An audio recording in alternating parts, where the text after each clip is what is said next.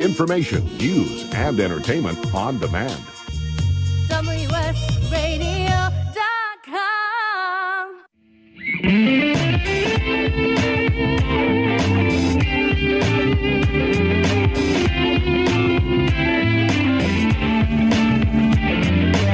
Welcome to The Changing Stage, music gear talk from the manufacturers and musicians who define the biz. Here's your host, Florentino Buenaventura.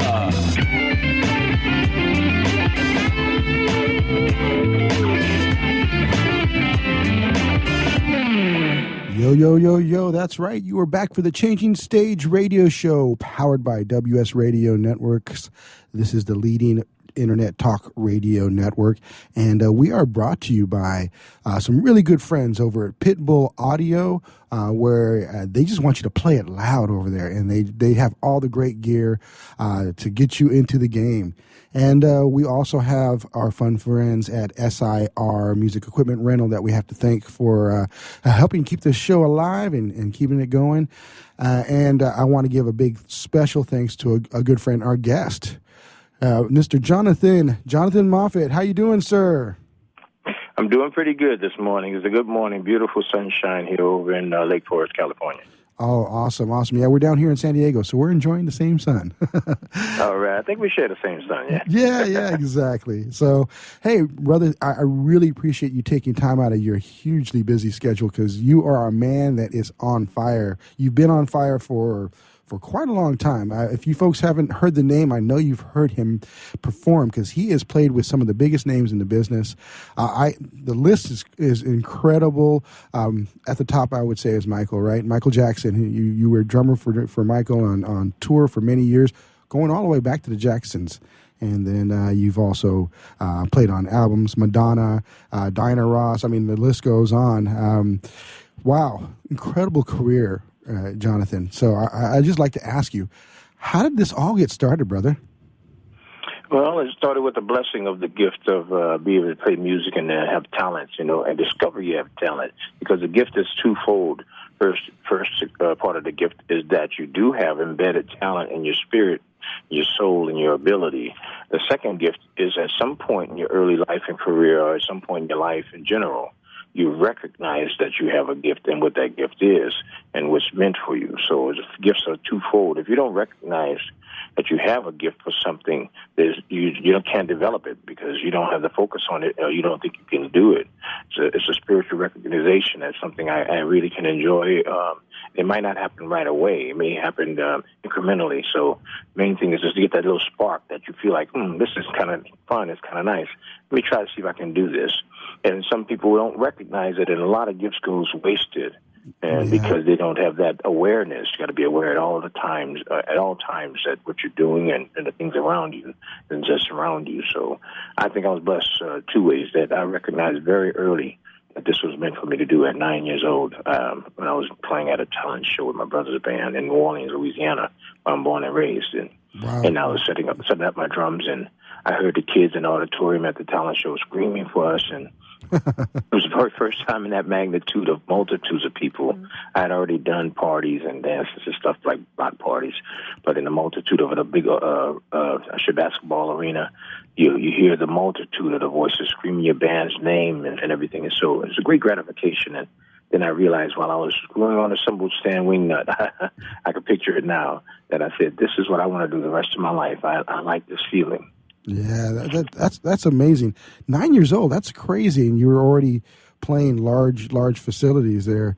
Now you had like you mentioned, you had your brothers. You had a musical family, many generations from what I've read about that. And New Orleans is definitely the home of what I'd consider one of the greatest homes for the American music sound, whether it be soul, whether it be rock and roll, jazz. Obviously, is big out of New Orleans. So, how deep does that go back with your family?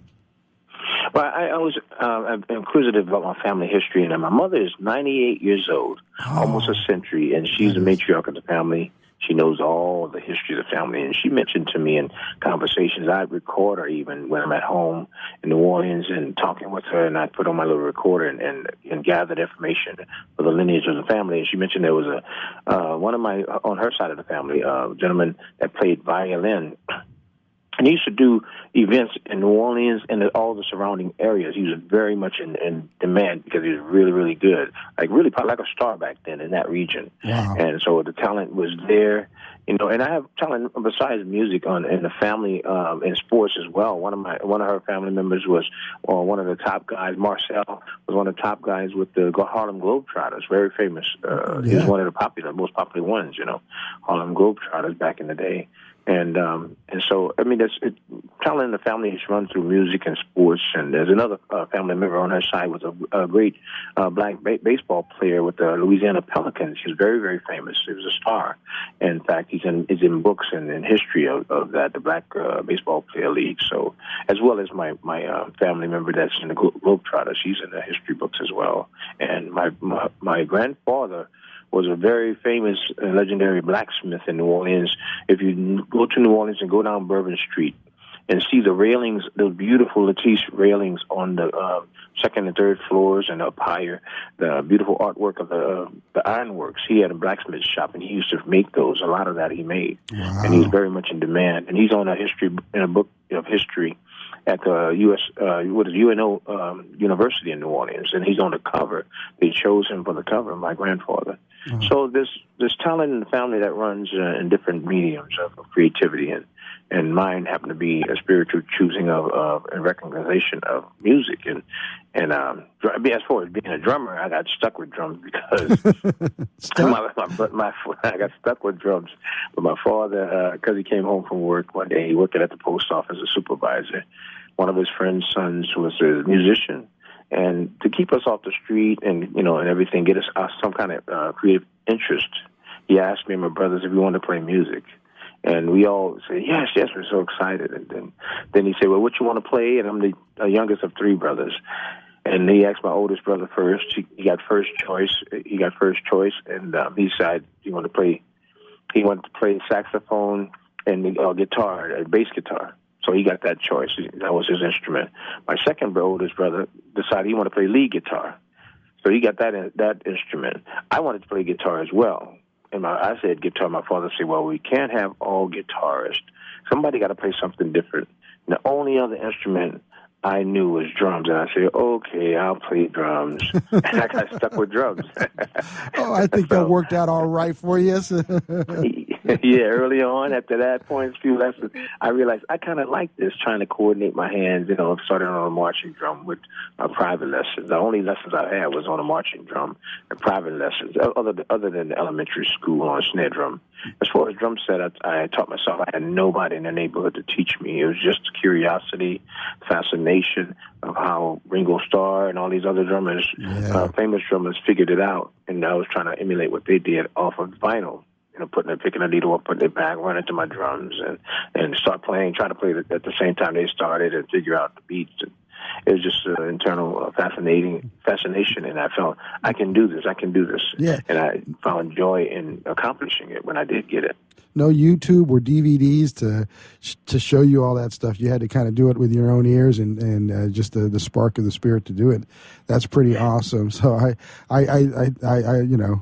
a lot of people don't recognize, especially we have a lot of young listeners, and how you had to attain the level that you had. It's just with the rudimentary things that we had available at that time, it's amazing. But I think some of it, with these resources that they have now, I don't know if it's helpful or if it's a hindrance, because it doesn't get them to inspire to, like you said, track it down, put the needle on the record and make it play back a million times till you wore those grooves down to the point where you had to go out and buy a new record. So, and it's an attention span. It takes acute attention span to figure out all the intricacies of a beat, what the hi-hat is, differentiated from the snare drum, from the bass drum, what they're doing, and each one's doing its own figure. Yeah. It takes a lot of focus and concentration. That's why I said all people, it might sound biased, but all people should be drummers. Everybody should be drummers because it gets you ready and preps you for life itself and doing multiple things at one time. So and it makes the mind sharp and alert because so much is happening when you're playing drums with four limbs, and then you got your mind active on what you're supposed to play. And at the same time, you listen to the bass player because you got to play with him. Yeah, that's another breakup of the brain's focus functions. And then you got to listen to the band itself as a whole. That's another breakup of the concentration level. Then you have to listen to the lead singer and follow what he's doing. And you got to remember the songs as they come along. And so it really... it's like a facets of a diamond. Your brain is broken up like facets of a diamond. That you have focus and awareness in all of these different levels, and that's what I feel from when I'm playing. And it becomes a natural thing. It's almost like a superpower, and you learn how to do that and apply that in many things in your life, and in multitude and multifunction, and multifaceted. And I think that's the key, like you said. Three things to success: and passion, which you touched on, commitment, staying with it, and then focus is probably the hardest one. I think that's where you're delving into. We've got about 30 seconds left for this segment. We'll be coming back for our second segment with Jonathan Moffet. Jonathan, give us like a 30-second inspirational message for the young listeners right now. Well, I would have to say that the first thing you got to do is marry your instrument. If it's drums, guitar, whatever, you got to spend as much time of your life given with that instrument. You got to become one with it. The time you spend with it, it becomes you, and you become it, and you learn how to operate it and get it to speak your language that your spirit is trying to say. But if you don't know how to do that, then you can't play with any other person or other people in the band. But first and best way to spend your time is with your instrument, learning yourself and learning your vocabulary and your voice on that instrument. Awesome. Well, you've been listening to the Changing Stage radio show powered by WS Radio Networks, the leader in Internet Talk Radio, brought to you by Pitbull Audio and SIR Music Equipment Rentals. We will be right back for the second segment with Jonathan Moffet. Stay tuned. Thank you for listening to WS Radio. Improve your business and your life with useful information from experts and thought leaders. WS Radio is radio with ROI.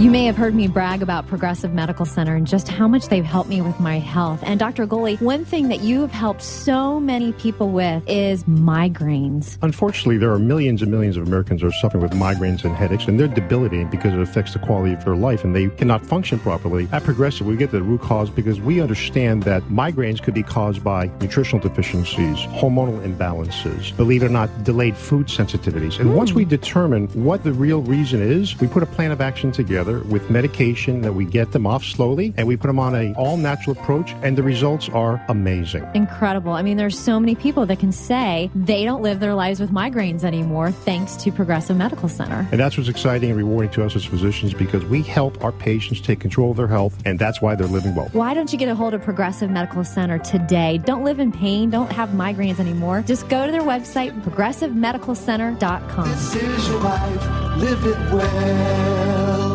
Are you serious about your music? Are you ready to run with the big dogs? The experts at Pitbull Audio have the gear to get you into the game. From leading manufacturers like Mesa Boogie, Fender, Pioneer, and American Audio. To sound your best, you need the best. Pitbull Audio can deliver in rehearsal, on stage, and into the big time. Dropping beats, shredding guitar, or making the crowd roar. Whatever you dream, Pitbull Audio can help make it happen. We are Pitbull Audio. We want you to play it loud. PitbullAudio.com. I have some good news for a change. With the stressful times upon us, having a regular glass of wine has proved in many studies to reduce stress. Want some more stress-relieving tips? VinVillage.com is an exciting new social organization connecting wine lovers around the country with an exclusive local and online wine lifestyle experience. Vin Village members can meet others online and in person, attend wine dinners and tastings, participate in forums, blogs, and wikis, purchase limited and exclusive wines, even create your own wine. You heard me. Create your own wine. And best yet, membership is free. So reduce some of the stress and have some fun. Join now and connect with thousands of other like-minded wine lovers. To learn more, go to vinvillage.com. That's www.vinvillage.com. Vin Village is where wine lovers connect.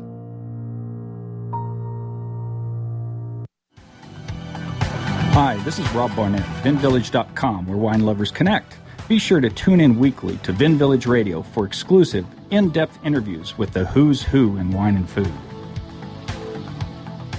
Talk to me. Information, news, and entertainment on demand. WSRadio.com.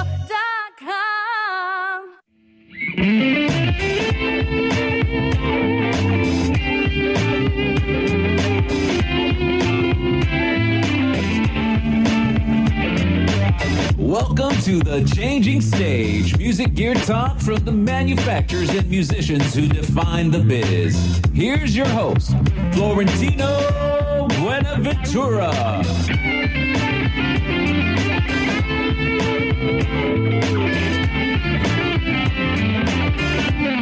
Yes, that's right. It's the second segment of the Changing Stage radio show, powered by WS Radio Networks, the internet, the worldwide leader in internet talk radio. I get a little tongue-tied here. And brought to you by Pitbull Audio, where they just want you to play it loud, where all the great gear is found. And then SIR Music Equipment Rentals, where if you need that gear brought to you, you can definitely get it from SIR. And we have Mr. Jonathan Moffet. You back with us, sir? I'm right here, waiting for you. Awesome. So I got one big question I think everyone wants to know that knows who you are and knows your name. Sugarfoot. Where'd you get it? And how did that come about? All right. The name Sugarfoot, okay. It started when, as I mentioned in my earlier segment, I played with my brother's band in New Orleans, and I actually need to go back a little bit. I started at 6 years old on the snare drum, learning snare drum, a private teacher. Then I had snare drum through elementary, junior high school, and 1 year senior high school. And during the time we were doing my brother's band, we were doing just parties and everything, and we did talent shows.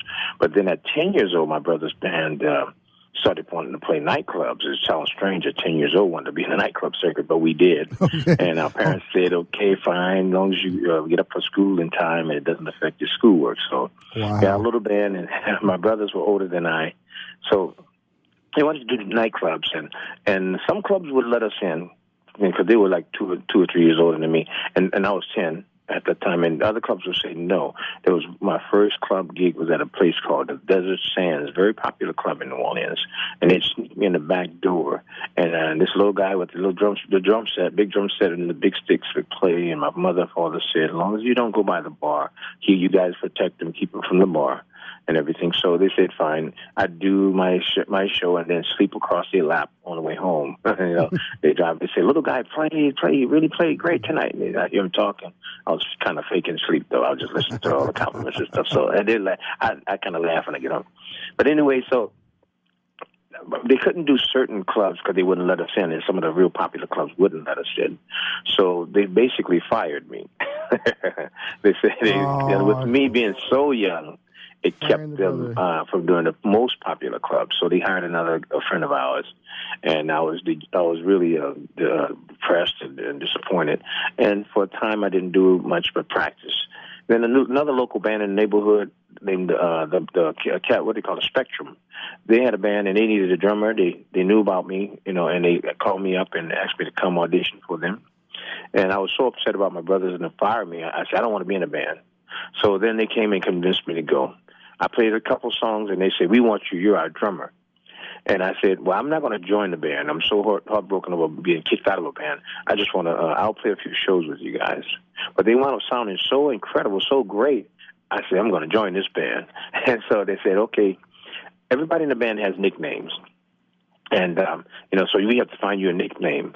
But it just so happens, going back again, I wanted to be a bass player. So when I would learn the songs from Motown and from Stax Records, Atlantic Records, all these songs, and I would learn the bass part on my bass drum pedal as well as the drum part of the bass drum and blend it together. So just imagine James Jamerson on bass playing his fingers are running these notes in rapid succession. And then I'm putting the bass drum part in there as well. I got fluent with my bass drum technique, and fast and quick and accurate. So they knew that from that audition. The leader of the band, named Curtis Verrett, knew that and recognized that. He said, I know, we'll call him Sugarfoot. He got a sweet foot. And I heard the word Sugarfoot. I said, and I'm all excited. I'm thinking they're going to call me something debonair or powerful, like Adam, Galactic, or something like that. Galactic so, Foot. You know, yeah, something like the real Thor. And he said, Sugarfoot. I said, what? Sugarfoot? No, I'm not answering that. They all fucked up laughing. I said, no, you Sugarfoot. You got that fast, sweet foot. You Sugarfoot. I said, well, I'm not answering it. And so, in other words, I'm saying I hated it. I regretted it. I wanted to be something cool, Ace or Duke. And they gave me Sugarfoot. I said, oh Lord, this is terrible. So they started shows announcing me as Sugarfoot on drums, and I would turn my head and be like, you know what, people, they clapping. And so, but there's so many clubs and everything. Everybody in the city knew me as Sugarfoot. Nobody knew Jonathan Moffet. So I'm walking down the street downtown, and people would say, hey, Sugarfoot, and I would turn my head like I'm looking in the shop window. And I mean, playing like I didn't hear him, because I hated to acknowledge it. But then I realized that, actually nobody knows me if I don't answer to that name. So I started to, and it caught on, and it spread, and even preceded me here to California. When I got out here, some people knew me as Sugarfoot, even Jermaine Jackson. So it wound up being helpful. It was a nickname that, because of my bass drum technique, it wound up identifying me and becoming an identity. Duke or Ace sounds much better, though. I don't know. I kind of like Sugarfoot. I think it fits you, man, because you got that style. It kind of reminds me of like Billy D. Williams from the back in the day when he was doing all the Diane Ross movies, just so smooth, so cool. So I think that fits you, brother. Thank you. I got a picture that I'm going to send you. I'm gonna text it to you. I found this collection of pictures I took in 1987 at the NAMM show. I was working for a magazine. I was taking photos for the magazine, and I don't know. I don't know if you ever got the magazine, but I'll send you this picture, man. You were just so cool, brother. You had this dapper suit. Everyone else is like, got the crazy hair stuff. You were just so smooth, man. I got to send this picture to you. Thank you. It was with you and the drummer from Frankie Beverly and Maze. So I can't remember. Was his it name. Mike White? Michael White? I'm not sure. It could be a few drummers. I can't remember the name, but I've kept it all these years. That goes back to the first time I met you, and it's always been an inspiration to me. And it kind of segues into when was that one gig that kind of transformed you from being kind of the local guy to being that national player? Well, first it had to be my first gig with the Jackson Brothers, and that was in Cleveland, Ohio. When after I auditioned for them and got the job with them, that was I think the audition was like February 21st of 1979. I joined them, and in my first professional major tour ever, I had 3 days to learn the whole show. It was like crazy. It was like really crazy, but I made it work. I mean, and that's partially because I was a big Jackson 5 fan as well, and Jackson fan. So I knew the music because we used to play it in the clubs in New Orleans, as most band musicians did. Yeah. Most people were fans of this. So it wasn't that hard, but the hits and the breaks and the stops and all the things that make a show, I didn't know. Of course, so I had 3 days to learn all of those things, as well as the song transitions. So it worked out, and I did my first show in Cleveland, and I saw and heard the audience going crazy in that theater for Michael and the brothers, and then I realized, my God, I'm with Michael Jackson and the Jackson 5. And it hit me then, and appreciation once again flashed back to that auditorium in New Orleans at St. Augustine High School, and setting up my cymbal stand, screwing on a wing nut, and the kids screaming, and I got that deja vu feeling, and the love and appreciation that people appreciate what I do. And that means a lot. That makes you want to be better. That makes you want to drive your life further into higher and greater things. And it's motivational. So I think that's the first moment of real awakening that I've arrived in the professional world of music and entertainment. And I always remember that show. Michael called me back to his room afterwards, and I thought I had screwed up. And I said, oh, my God, they sent for me.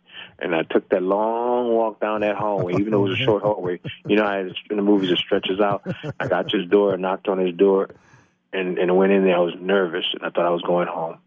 Then he began complimenting me on what a great show, the best show they had ever had, and the best drummer that they ever had. So, oh man! And how did I know how he's going to? Awesome experience. how did I know he was going to do the spin and the stop and hit an accent? I was watching him a lot, hitting accents with him, and he was questioning me, how did you know I was going to do this? And I answered, and he said, how do you know I was going to do that? You did the perfect thing. I said, I don't know, I could feel you. And that was the first time of the realization that we had chemistry, Michael Jackson and I had the true magic chemistry, because I could feel everything he did, and I knew what the right thing to hit at the right time, and it felt natural for me. And then he recognized it enough to call me to his room to discuss it and say that was the best show in our career we ever had. And it's amazing how you could feel what I can do, what I do, and hit the right thing at the right time. Keep doing it. Don't stop. Wow. And that was 79. They were big, obviously. They were the Jackson 5. We had cartoons with the Jacksons and everything like that. But he wasn't quite Michael the way we know him yet. Did you know at that time that he was going to be the superstar, well, the king of pop, the king of pretty much music in general? Did you know that? I knew that he was special from the very beginning. That was enough for me. That I'm with this guy that was a kid, singing like he was an adult, with the emotion, the passion, the dancing, and it was just so natural for him. He was so intuitive with it. So I knew I was with somebody great and special. But neither me or no one could have imagined when that Thriller album came out what was going to happen. I knew at the time he was working on, when I joined him, he had played for me when I first joined him, first tour, played for me some basic raw tracks of the Off the Wall album that did my opinion of just the rhythm section, like bass guitar, keyboards, and drums. And I heard that, and I thought it was really unique music and special, something great. But I had no vision of that he would become the icon singularly, because I've always thought of him, even during that time, as one of the Jacksons. Yeah. So I didn't know that he was going to break off and branch off and do his thing, and become the icon. Nobody could have known that in 1979. Because Off the Wall wasn't released yet when I joined him, and nobody knew Thriller was even coming. So, but the beautiful thing is, I was there during a transition when the moth became the butterfly, the beautiful butterfly of his career, because that Destiny tour period was when he was the budding moth with the talent, and then I watched him grow and become an icon. Awesome. Hey, that music signals that we have a commercial break coming up. Changing Stage Radio Show, Jonathan Moffet. We'll be right back. Stay tuned. The Penske Automotive Group is one of the premier automotive retailers in the country, and we're proud to serve Southern California with 15 Penske Automotive dealerships. Our dealers are home to some of San Diego's best selection of new and certified pre-owned Acura, Audi, BMW, Honda, Lexus, Mazda, Mercedes-Benz, Mini, Scion, Smart, and Toyota cars, trucks, and SUVs. Plus, we offer some of the most comprehensive parts and service departments in the automotive industry. At Penske Automotive Southern California, our commitment to customer service is second to none. We're never satisfied until you are. Located across San Diego, from Escondido to Mission Valley, no matter where you are in Southern California, a Penske Automotive dealer is never far away. We're never satisfied until you are. The Penske Automotive Group, Southern California. Go to PenskeAutomotive.com. Has your business been appified? Are you tired of doing marketing that doesn't deliver results? Mobile apps build loyalty and quality retention. Your app from UPG Mobile puts your business on their mind and at their fingertips. UPG Mobile will give you a custom app highlighting how you are unique, targeting your message, and improving your open rates.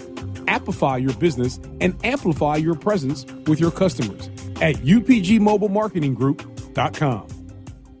You've heard me bragging about Progressive Medical Center and how they've helped me feel so much healthier. But one thing, Dr. Agoli, that a lot of people come to you with is just unexplained pain. They just can't get any relief. Why can Progressive Medical Center's Pain Management Center help them? First of all, we have to acknowledge that pain is for real, and you've got acute pain and chronic pain. Here's the problem. That acute pain turns to chronic, which is long-standing, and no one's getting to the root cause. There's several key diagnostic components that help us get to the root of what's causing this pain. Is it inflammation? Once we do a thorough evaluation patient to get to the root cause, determine if it's structural or if it's a metabolic issue. And this way, we put an individualized program for pain management involving correcting the spine, using certain injections when necessary, and we get our patients out of pain quicker, and they stay out of pain because we teach them how to live their life well. Don't let yourself live in pain any longer. Get a hold of Progressive Medical Center today at progressivemedicalcenter.com. Progressive Medical, this is your life, live it well. Are you serious about your music? Are you ready to run with the big dogs? The experts at Pitbull Audio have the gear to get you into the game. From leading manufacturers like Mesa Boogie, Fender, Pioneer, and American Audio. To sound your best, you need the best. Pitbull Audio can deliver in rehearsal, on stage, and into the big time. Dropping beats, shredding guitar, or making the crowd roar. Whatever you dream, Pitbull Audio can help make it happen. We are Pitbull Audio. We want you to play it loud. PitbullAudio.com. Talk to me. Information, news, and entertainment on demand. WSRadio.com.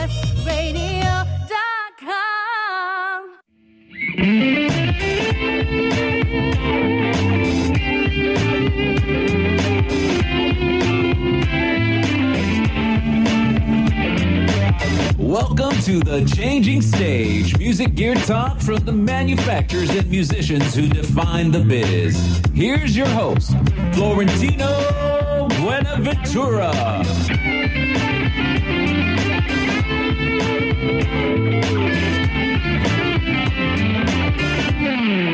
We are into the third segment of the Changing Stage radio show, powered by WS Radio Networks, the worldwide leader in internet talk radio. I'll get that right soon, Paul. And we are brought to you by Pitbull Audio, where you get the great gear, great prices, because they want you to play it loud.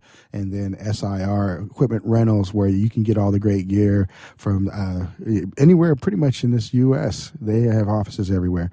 So, Jonathan, hey, we are just having a great time talking to you, and I personally am inspired. I just want to go out and play drums. Even though I'm a bass player, I just want to get out and be a drummer too, man. That's a good thing. That's a good thing. If you're doing good with bass, though, you're my partner. My partner in rhythm and rhyme. So, bass players and drummers, a team. Oh yeah, man. I mean, that's I literally the other gig I had to sit on the kick drum because it was moving up. It wouldn't stay still. So I was physically sitting on the kick drum so it wouldn't move. So I understood the transmission of the foot right to me personally. All right. But now I'm using my big setup I'm using 5 bass drums, and just to show you how it transitions from me wanting to be and desiring to be a bass player, I use a 5 bass drum setup in my biggest setup, and because I have a melodic bass drum setup, I call it, and it's based on my love for bass and my love for B3 organ and the talent that the B3 organist has doing the upper level things and playing bass with the footboard. Wow. So when I was a kid, I used to be at my father's church and watch that organist play bass with his foot. And at some point in the 80s, I decided I want to do that with my bass drums. I need a lot of bass drums to play the notes, figures, and pitches. So now I have developed, since 92, I did an electronic drum kits in my clinics. Now I have it on an acoustic set. And it's basically my transition to love of bass and transitioning to bass drums. I don't know if I can sit on 5 bass drums, though, Jonathan. Not at a time. Yeah, I'm a big boy. I'm a big boy. I can hold it down on one, but well, you can lay across. Just lay across, long wise, arms and hands on the furthest ones. And lay your body across the rest of them. You have to be real tall, like Kareem Abdul-Jabbar. There you go, man. There you go. So you've had such a relevant career. I mean, like I said, I mentioned at the top of the show, obviously the Jacksons, where you were right there with them, right at the cusp of Michael taking off. Madonna, I used to see every video, it seemed like in the 80s and the 90s and even 2000s. It was just Jonathan Moffet all over, man. It was inspiring to me. It's like, this brother is playing with everybody. You had George Michael, Elton John, you name it, TV shows, Good Morning America, Saturday Night Live, Arsenio, which was a big inspiration for me. How did you? What was it that got you to all these great gigs, and how did you stay relevant? And how's that translating to what's going on today? Well, first of all, I've always felt and believed that I had someone watching over me. And I had tell people, they say, ask me, how did you do all these great gigs and get with them and all these things? Who's your manager? Who's your agent? I got to get this person. And I tell them that I have the best agent and the best manager that you can ever have in the world. I say, God is my manager. Praise the Lord. And man. I say, Jesus Christ is my agent. And because everything that you see and you just mentioned in my career just came to me. And it stems from people watching me play and my dedication and to be for excellence and playing. But at the same time, there's more to being successful than that. And so I never had a musical agent or manager. People are shocked and surprised, but I always felt that God was my manager and Jesus was my agent, because things would come to me, and all the calls would just come in without me auditioning or anything. It just comes to me. So I felt that magical thing, that blessing that I was chosen to do certain things, and I just try to follow through and do my best and make God and Christ proud of me. And that's the key, to be that testimony. You know, I'm a big believer. You know, I everything I do, I try to do in His name as well. So, and I think that's a powerful thing. You know, to live life on not just a success in people's eyes, but obviously more importantly in the Lord's eyes. So, I think that's pretty amazing. And how does that translate now? Because the music and the business is so dynamic. Obviously, the Lord looks after us. Whether, doesn't matter whether it's raining, shining, all that stuff. How are you navigating right now? You're playing with Cameo. You're on tour with the Michael Jackson Experience tour with Cirque du Soleil. Tell us a bit about the landscape of today. Well, the first day, as you mentioned, I just finished a 3-year tour. There were 500 shows on this tour, and 500 2-hour shows we did in 3 years. And I just finished that September 1st, and immediately my mainstay show work is with a group named Cameo, who I joined. They saw me with the Jacksons in 1982. And they asked me to join then. So I've been working with them off and on. I'm like an alumni member of them for 32 years. Yeah. And as soon as I finished the tour, or even before, I got the call and they said, we see your schedule. We know you're finishing. Are you ready to come back home? I said, yes, I'm ready to come back home. So 2 weeks after I finished the Immortal World Tour, the Cirque du Soleil Michael Jackson Immortal World Tour, I was right back in the saddle with Cameo, and that's what I'm working with now. This year is the 40th anniversary, and this group is absolutely outstanding. It's unbelievable. And throughout all of the years of the 40-year history, this group has been the most powerful band and group that I played with. Something about the music and the people is just excites my soul. I play harder than anybody else. My hands actually literally bleed, when I play with, because I have so much passion for the music. And when we play and try to be as finesseful and articulate and powerful as possible, it just motivates me. So I'm back with Cameo. I'm also writing my music, and I'm trying to get my music for a project of my own ready. And I'm talking to some people about doing my project. Finally, after 36 years being professional, I've decided that maybe it's time, or past time actually, I should have something out of my own. But I do write music for other people, and I've had some things out, and I want to get more into that as well. But I'll never stop playing it. My motto is, as long as I can, I will. Yeah. I think we were talking a little bit about it. That must be, playing with Cameo must be a little bit more scrutinizing, because Larry Blackman is a great drummer too. So you got a drummer that's hiring a drummer, so he's on you. Yeah, he's a phenomenal drummer. He set the pace for a lot of us drummers, and his style of playing is so unique. He created a style of playing that's so very unique, and drummers seek this pattern, this feeling, this sound he had, and he had a unique thing, the way he approached drums in the song. And he's a great producer and great songwriter, and I feel honored to be working with him and behind him. It's a great honor for me to work with somebody you looked up to when I was in New Orleans learning his songs.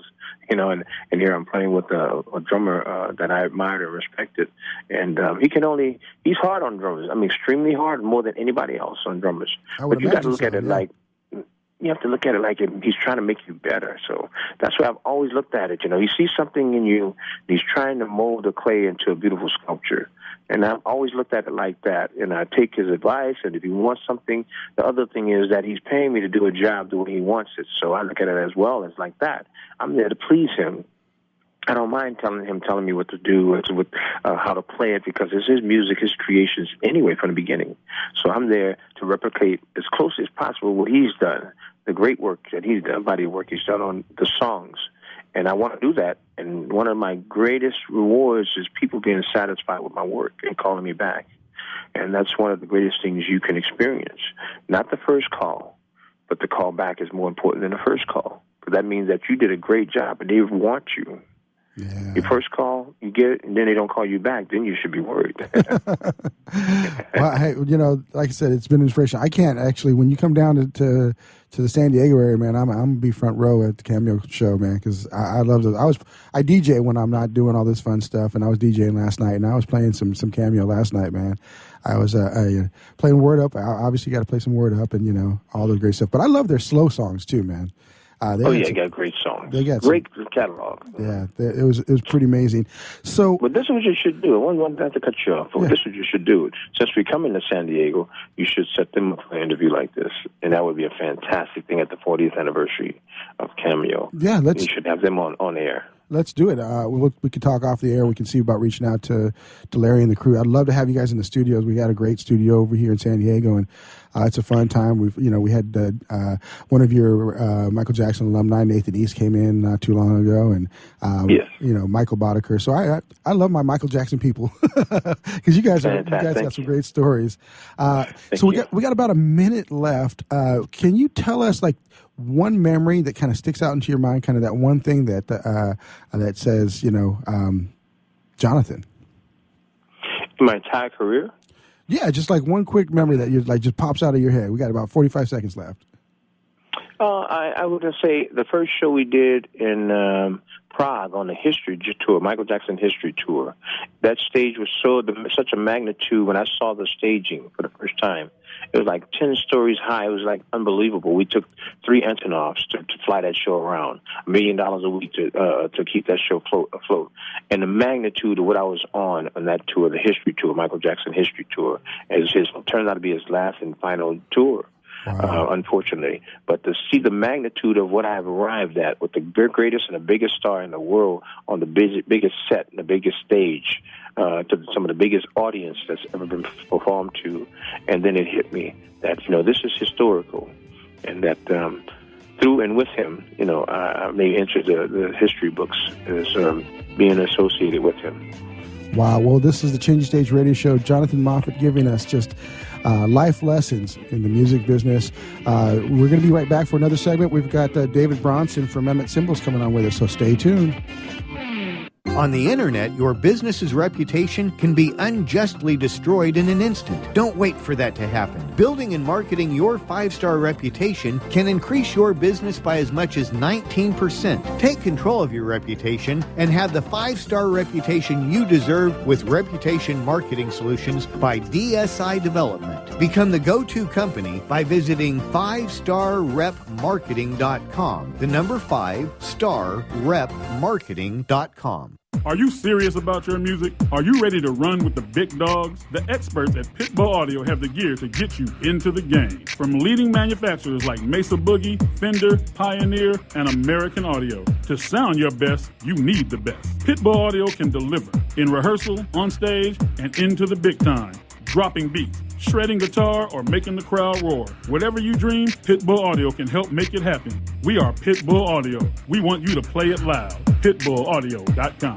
You've heard me bragging about Progressive Medical Center and how they've helped me feel so much healthier. But one thing, Dr. Agoli, that a lot of people come to you with is just unexplained pain. They just can't get any relief. Why can Progressive Medical Center's Pain Management Center help them? First of all, we have to acknowledge that pain is for real, and you've got acute pain and chronic pain. Here's the problem. That acute pain turns to chronic, which is long-standing, and no one's getting to the root cause. There's several key diagnostic components that help us get to the root of what's causing this pain. Is it inflammation? Once we do a thorough evaluation to get to the root cause, determine if it's structural or if it's a metabolic issue. And this way, we put an individualized program for pain management involving correcting the spine, using certain injections when necessary, and we get our patients out of pain quicker, and they stay out of pain because we teach them how to live their life well. Don't let yourself live in pain any longer. Get a hold of Progressive Medical Center today at progressivemedicalcenter.com. Progressive Medical, this is your life, live it well. Are your feet hurting you? I mean, really hurting you so much that you can't come to the fair and enjoy other activities with your friends? If so, you may have plantar fasciitis, a chronic inflammation of the connective tissues in the foot. I'm Holly Halsey. I'm a licensed acupuncturist, and I can help you with your pain. I invite you to visit me at my webpage, AccuSageHouseCalls.com. That's ACUSSAGE, housecalls.com. Find out what pain-free feels like. Which sandwich is healthy and tasty? Which sandwich can come on bread or in a bowl? Which sandwich comes 51 different ways, so it's always your way? A which sandwich. Stop into our shop in Hazard Center. We're upstairs from the Hazard Center Digiplex. Bring in your movie ticket. We will add a free drink and chips to your sandwich order. Or order online at which.com, and we will have it ready and waiting. WHICH, which.com. To me. Information, news, and entertainment on demand. WSRadio.com.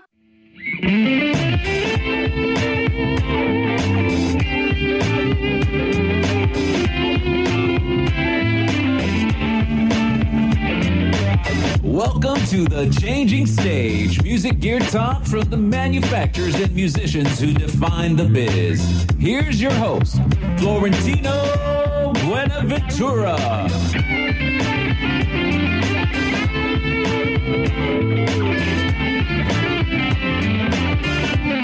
It's the fourth and final segment for today of the Changing Stage radio show, powered by WS Radio Networks, the worldwide leader in internet talk radio, and brought to you by Pitbull Audio, pitbullaudio.com, where they just want you to play it loud, where you get all the great gear and then music equipment rental from SIR. We've got Mr. Jonathan Moffet back with us, as well as a representative, the artist consultant from Istanbul Mehmet Cymbals, David Bronson. Are you there, David? Hello, how are you? And Jonathan, you there, sir? I'm here. I'm having a good time, real good time. How you doing, David? I'm good, man. What an honor to be with you two guys today. I'm such a huge fan of Jonathan. He's such an icon. We all are. We all are, man. Thank you. Thank you so much. And you know what? One of the big things that players have is their gear. I think we were touching base on it earlier with Jonathan about how you become one with that. And Jonathan, you've got this great setup, 5 kick drums so that you can actually play the bass lines. And we're going to get rid of guitar players now with the cymbals, man, from Istanbul Mehmet. You know what? I was just telling Paul in the break that watching you play, you do this thing where you got 2 cymbals behind you. You will hit the cymbals and then you'll grab and clasp them and cut them. It amazes me how you can do that, man. That's crazy. I came up with that when I was 12. When I was 12 years old, I came up with that. Oh, wow. And it became I was a big fan of comic books. And I used to draw all the Marvel comic books and DC comic books. And I got into superheroes and their powers. And I said, I got to stand out when I'm a drummer. I got to find something cool to do that makes people mesmerized or excited. I said, I know I can put cymbals behind me and play them without looking and catch them. And see their reactions, because it's like he has eyes behind his head.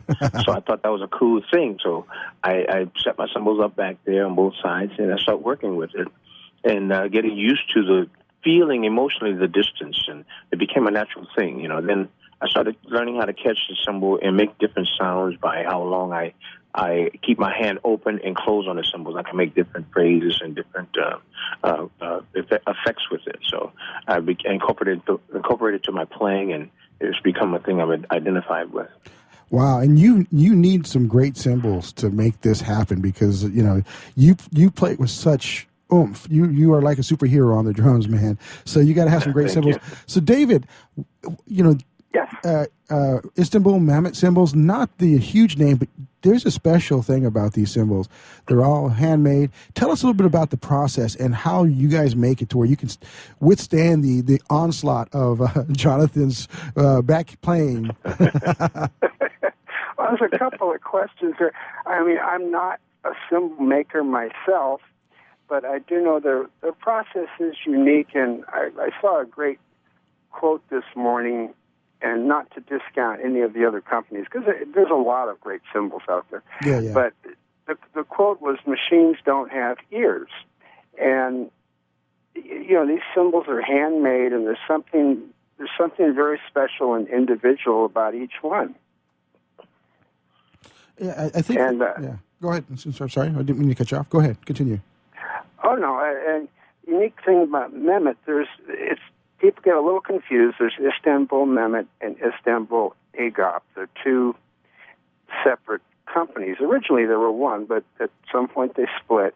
And Istanbul Mehmet is probably one of the last guys around that worked in the K Zilkan factory in Istanbul in the 50s.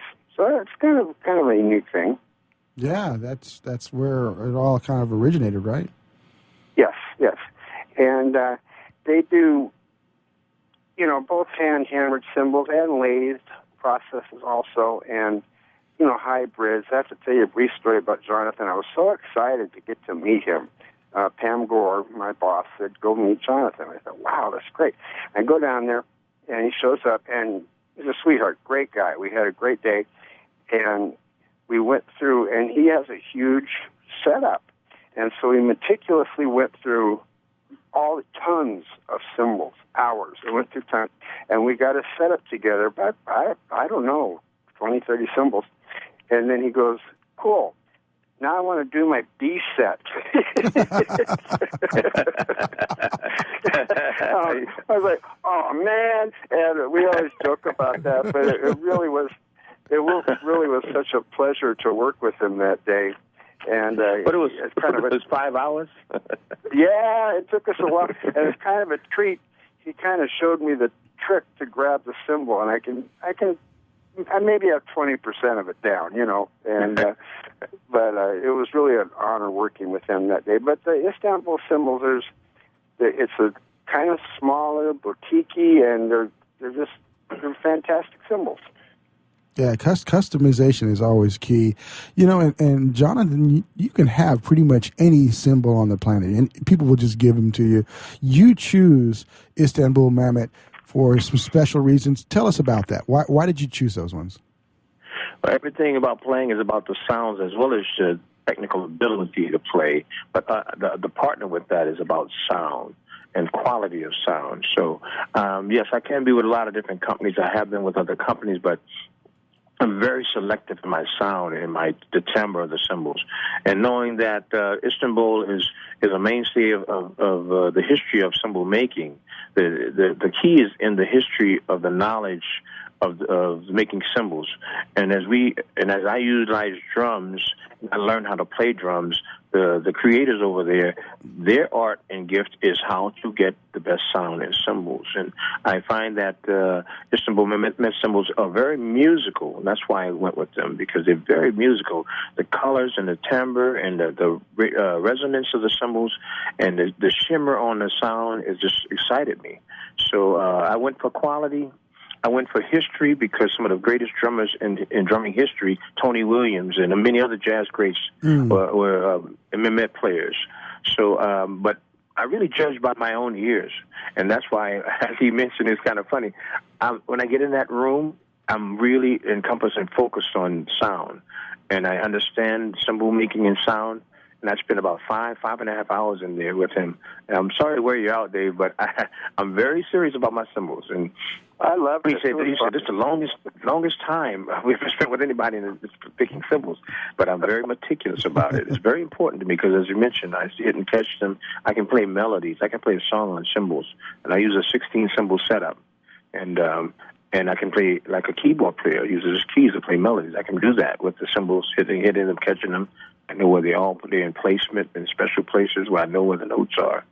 So it's very important to me, and I think that Mehmet is the greatest cymbals out there now, and because they have a musical sound.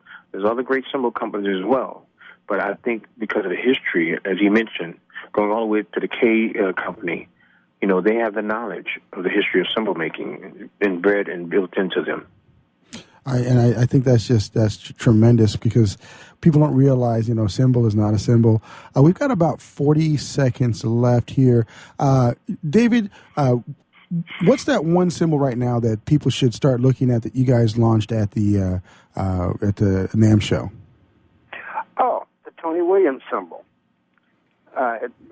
Briefly, they can go to istanbulmemic.com and check out all of it. There's all the different lines. There's a lot of lines, and but briefly, they had access. They obtained access to Tony's symbols that he used in the '60s era with Miles Davis, and they took them to Turkey and they analyzed them, and they came up with a tribute set, which is really fantastic. And I know Jonathan checked them out, and I saw them at the NAMM show, and it's kind of hard to really tell much at the NAMM show, but I spent a lot of time with them, and it's pretty amazing.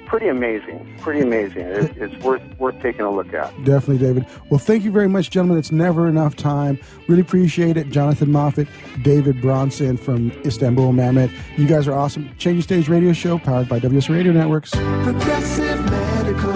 Hey, this is Heidi Rue, and you know, Progressive Medical Center has literally changed my life and my health, but I'm not the only one. Adele suffered from bone deterioration, bone overgrowth, profound muscle discomfort, physical exhaustion, and mental fog. In fact, the bone deterioration becomes so serious that she had to have back surgery. Well, after the surgery, she still didn't feel well, and so that's when she heard about Progressive Medical Center. Progressive Medical Center discovered that her adrenals weren't working properly, her hormones were out of whack, and the drugs she had been taking were doing more harm than good. Adele came into Progressive Medical Center in a walker, physically and mentally exhausted. But now she's a world traveler. She hikes and walks several miles a day, and it's all thanks to Progressive Medical Center. 770-676-6000. 770-676-6000.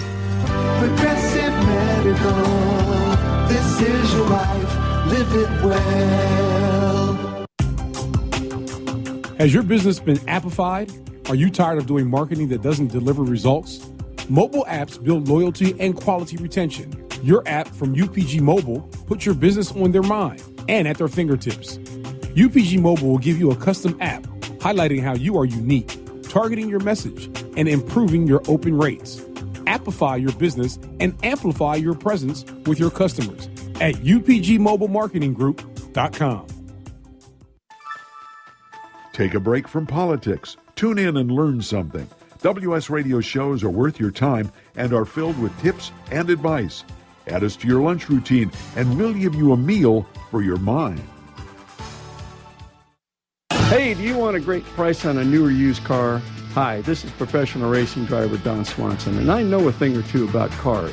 I'm talking about Military Auto Center, San Diego's original and only automotive warehouse, where low overhead means low prices on your next vehicle. Stop by and experience a friendly and casual way to discuss your car needs. They're located conveniently at 9323 Activity Road. You can call them at 858-831-7887 or online at militaryautocenter.com. We'll see you there. Are you serious about your music? Are you ready to run with the big dogs? The experts at Pitbull Audio have the gear to get you into the game. From leading manufacturers like Mesa Boogie, Fender, Pioneer, and American Audio. To sound your best, you need the best. Pitbull Audio can deliver in rehearsal, on stage, and into the big time. Dropping beats, shredding guitar, or making the crowd roar. Whatever you dream, Pitbull Audio can help make it happen. We are Pitbull Audio. We want you to play it loud. PitbullAudio.com. Hi, this is Rob Barnett, VinVillage.com, where wine lovers connect. Be sure to tune in weekly to Vin Village Radio for exclusive, in-depth interviews with the who's who in wine and food.